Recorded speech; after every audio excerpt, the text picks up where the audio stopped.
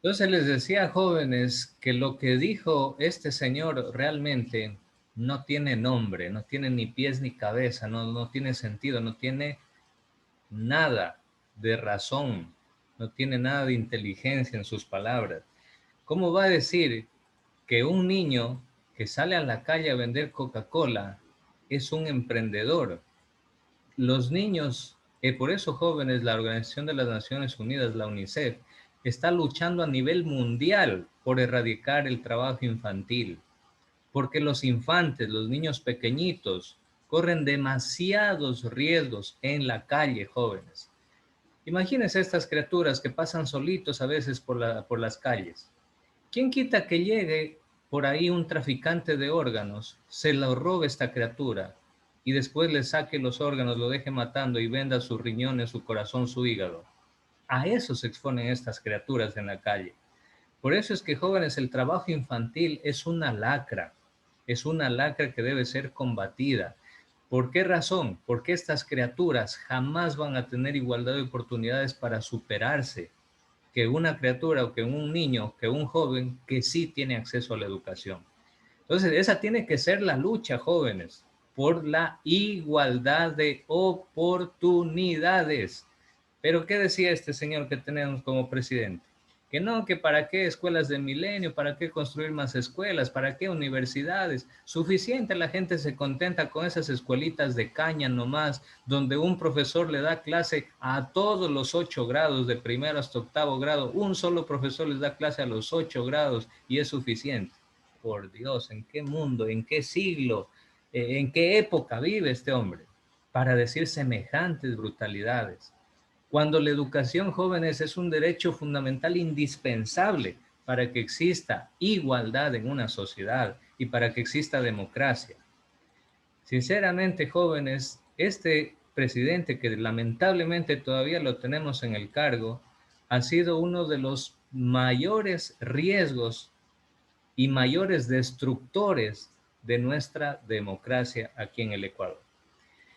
Entonces, jóvenes, bueno, ahí tenemos también las libertades, la tolerancia. Bueno, hay varios. Yo quisiera adelantar Profe, un poquito más. A ver, diga. A ver, ¿quién me yo quiere? digo la de solidaridad. A ver, diga, Santiago.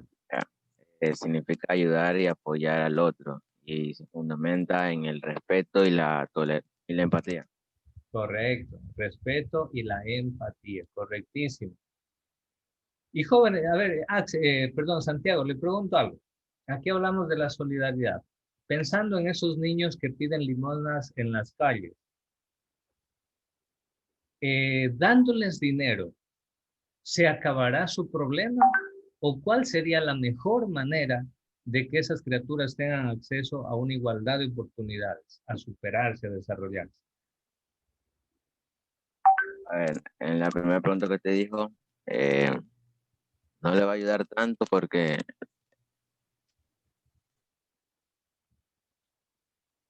¿Qué sería lo que mejor se pueda hacer por ellos? mejor sería dándole estudio, apoyándole, comprándole para la escuela. Sí, Y no le parece, Santiago, y a los padres de esos niños, lo mejor sería ayudándoles a encontrar una fuente de trabajo digna. trabajo, Ahí, eso es. ahí está la clave. Si los padres de esa criatura tienen trabajo, esos padres no van a permitir que los niños salgan a la calle a jugarse la vida, sino que los van a tener en casa estudiando y preparándose para ser personas que aporten mayormente a la sociedad. Entonces, miren, por ahí comienza la verdadera solución. No tanto por dar limosna, por dar caridad. Que eso no quiere decir, jóvenes, que si alguna vez podamos ayudar a alguien, perfecto, hacerlo de pronto con algo de comida, algo, porque a veces también dar dinero, uno no sabe en qué lo va a utilizar ese dinero. Quién sabe lo utiliza para comprar cemento de contacto y drogarse. Y le estaríamos haciendo un daño más bien a dar ese dinero. Entonces, a veces por eso es preferible darle en la comida y decir, mira, sírvete, toma, yo te compro aquí el almuerzo, toma, sírvete y siéntate a comer aquí conmigo, o bueno, es una forma un poquito mejor, al menos de que sabemos de que lo que le damos lo va a utilizar para bien. Porque es muy triste esa situación, jóvenes, que se da en la sociedad. Muy bien. Seguimos, la tolerancia. Samir García dice es respetar y comprender las ideas aunque sean contrarias. Muy bien, por eso la tolerancia es también un valor de la sociedad. Aquí lo vamos a ir anotando. Correctísimo. Ya, para adelantar un poquito y que no se nos queden estas preguntas. A ver, ¿qué es mejor, la democracia o la dictadura? A ver, Valentina, a ver, aquí quería participar Valentina. ¿Está presente Valentina? Ya, sí. A ver, Pero no sé si está bien. diga Valentina. Ya, sería para mí mejor la democracia, porque la dictadura dispone de un régimen político en la que el gobierno da órdenes sin límite. En cambio, la democracia es un sistema que el político defiende los derechos del pueblo. Bien, excelente. Y de hecho esa es la respuesta correcta, Valentina. Esa es la respuesta correcta porque en un régimen autoritario como es la dictadura, ahí no se respetan ni las libertades, ni la forma de pensar, ni la opinión, ni se toma en cuenta el criterio del pueblo, ni de nadie. Solo en la democracia, a veces a medias, a veces en unos casos mejor, en otros casos peor, pero en la democracia es el único sistema hasta el momento en el cual se respeta el criterio y se toma en cuenta las necesidades y el criterio de la población. Acuérdense las dictaduras militares que tuvimos en Sudamérica con el Plan Cóndor, cuando desaparecían a los niños en Argentina, en Chile. ¿Se acuerdan cuando vimos todo eso terrible? Entonces, miren lo que son las dictaduras. Son demasiado sangrientas y demasiado duras en contra del pueblo. Muy bien. A ver, vamos con la siguiente. Dice, entonces, correcto, Valentín, es mejor siempre la democracia porque garantiza el respeto de estos derechos y estos valores que son propios de una sociedad civilizada. ¿Qué opina usted de la democracia actual en el Ecuador? A ver, voluntariamente, ¿quién desea responder esa pregunta? ¿Qué opinan ustedes de que, por ejemplo, Álvaro Noboa no lo dejaron participar finalmente para candidato? ¿Qué opinan ustedes de que hay más de 15 candidatos a la deberían haber tantos candidatos o deberían haber menos? ¿Qué dicen ustedes?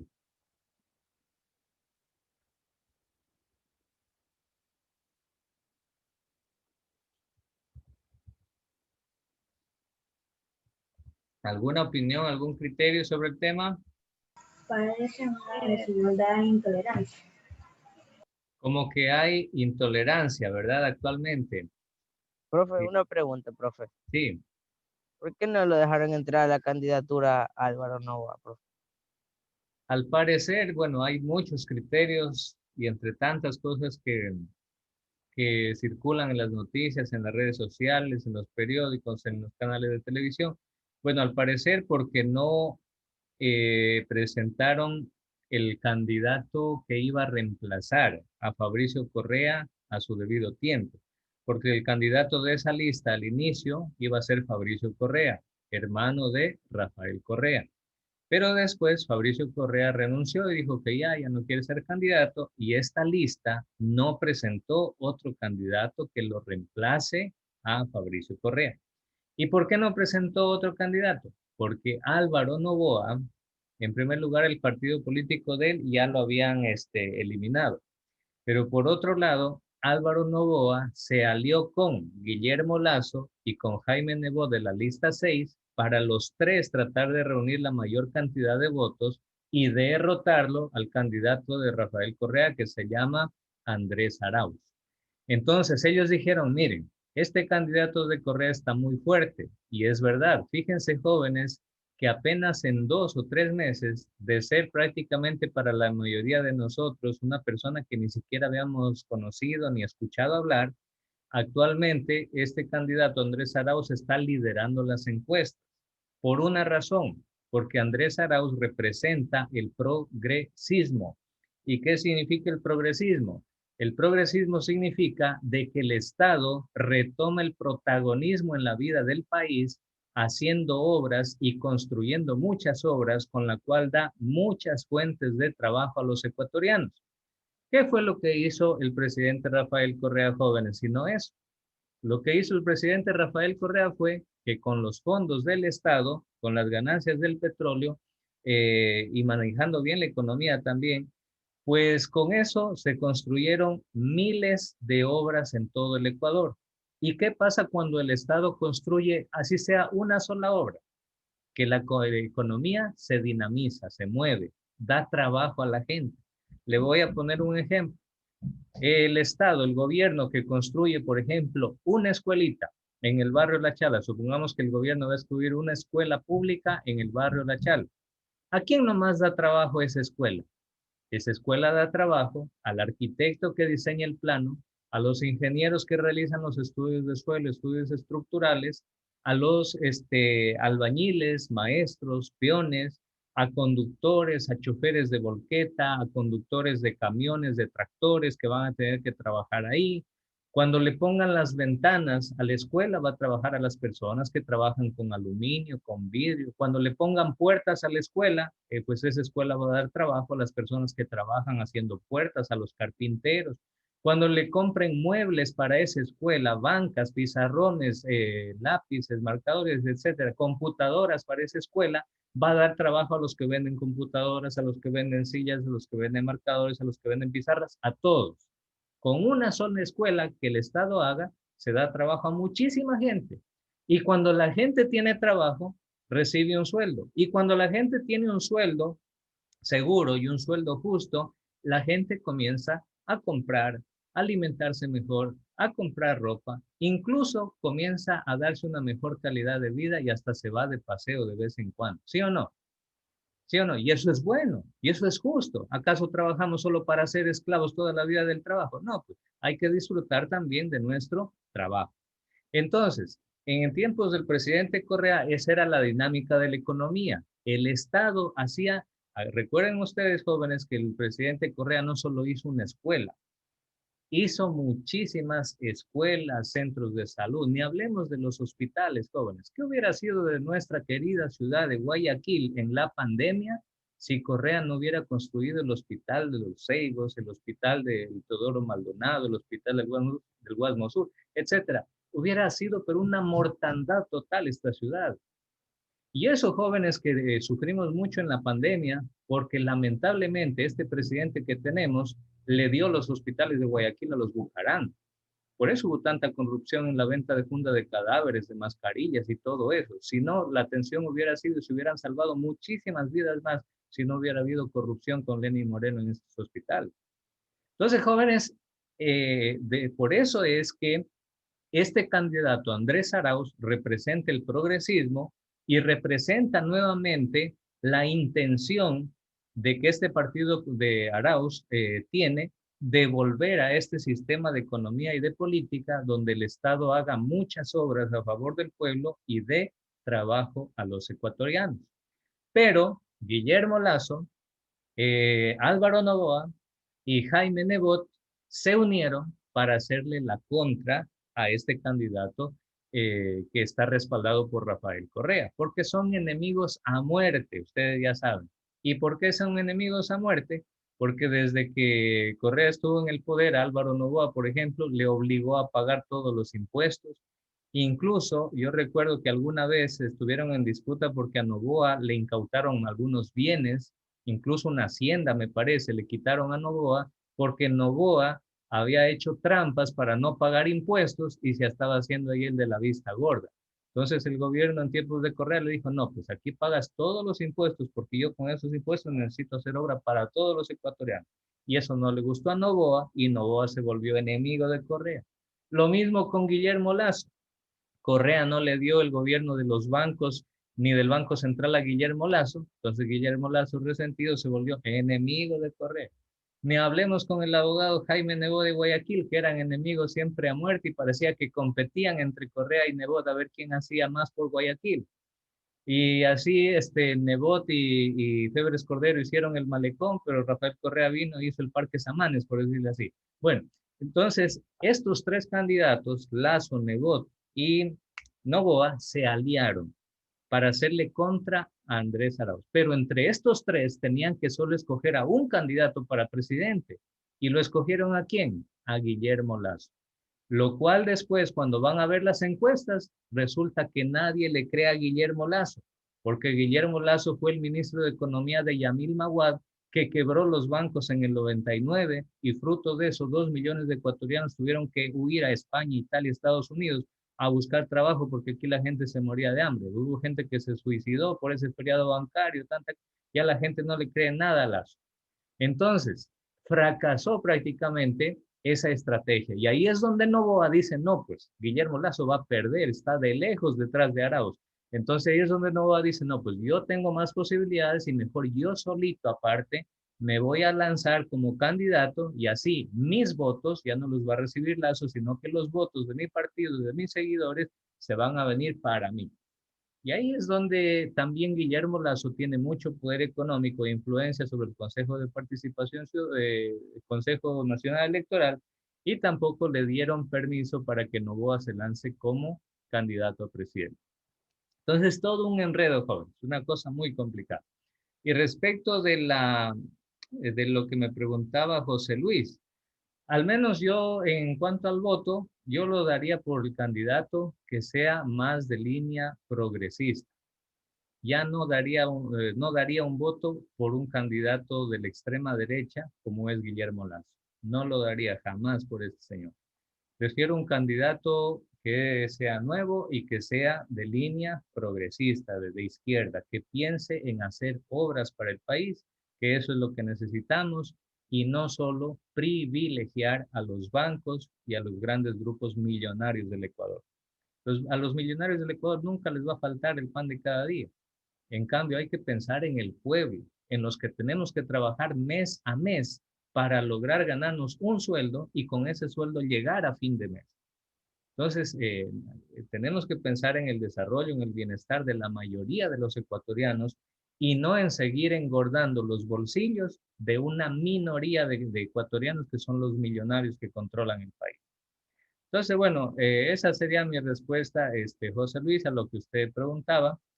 Bueno, vamos a ver qué pasa, vamos a ver qué pasa. Faltan 3 semanas, ojalá que gane el mejor candidato que le haga mucho bien a nuestro país y que lo saque adelante. Eso se quiere. ¿Listo, jóvenes? ¿Alguna pregunta?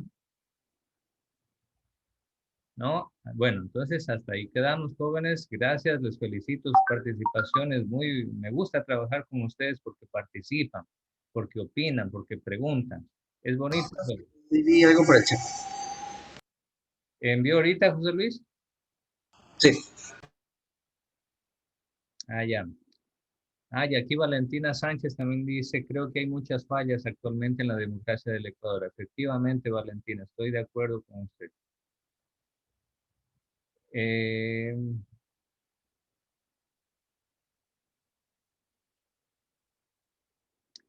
Javier Hervás, no, José Luis, no lo conozco, no lo he escuchado. Como hay muchos candidatos nuevos, no lo conozco y no lo he escuchado a Javier Hervás. No sé qué propuestas tendrán ni nada.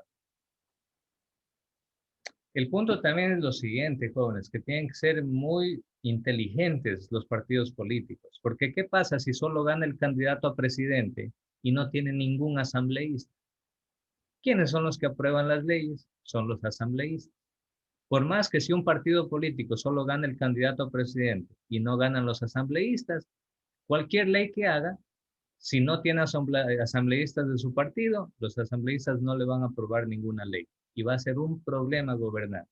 Entonces, también los partidos políticos tienen que tener mucha estrategia y tratar de que gane la mayor cantidad de asambleístas también. No solo el presidente, sino que necesitan tener mayoría de asambleístas para que les aprueben todas las leyes que quieran hacer. De lo contrario, va a ser una pelea como antes, jóvenes que se daban con el cenicero, se daban los asambleístas, ahí Jaime Nebot que se iba de puñetazos en el Congreso Nacional. Era un circo total. Así sucedió. Ah, Jaco Pérez dijo que va a eliminar la cantidad de asambleístas. Bueno, podría ser, de pronto habría que reformular eso, a ver cuántos asambleístas mismos son necesarios de acuerdo al número de habitantes de cada provincia, porque no es lo mismo la provincia del Guayas que la provincia de Zamora Chinchipe, por ejemplo. La provincia de Zamora tiene poquísimos habitantes, mientras que la Guayas es la más poblada del Ecuador. Entonces necesita tener más asambleístas, Guayas, por ejemplo. Entonces tienen que analizar la cantidad de habitantes y según eso el número de asambleístas. Bien, jóvenes, Aquí terminamos, ¿sí? Gracias por todo y disculpen que nos hemos pasado ya algunos minutos ahorita. A ver. Disculpen, jóvenes. Listo, ahí terminamos. Muchas gracias, cuídense y hasta mañana. Chao, profe. Chao, cuídense, jóvenes. Que pasen muy bien.